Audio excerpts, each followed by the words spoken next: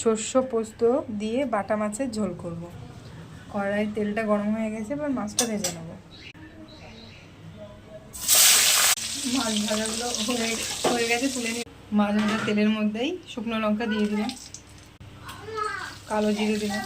মশলাটা দিয়ে দেবো। মশলা হলো কাঁচা লঙ্কা, সর্ষে, পোস্ত, মিক্সি ধোয়াই জলটা দিয়ে দিলাম, একটু লবণ দিলাম, হলুদ দিলাম।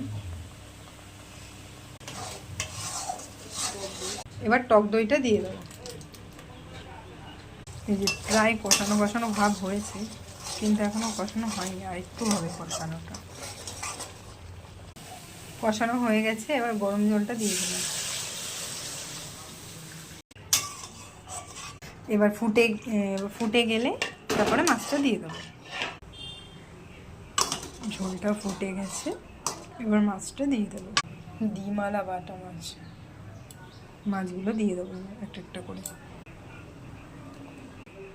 মাছগুলো সব দিয়ে দিয়েছি, হয়ে গেছে, এবার নামিয়ে দেবো।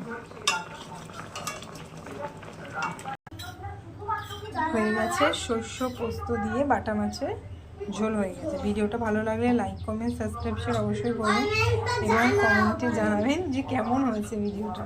ধন্যবাদ।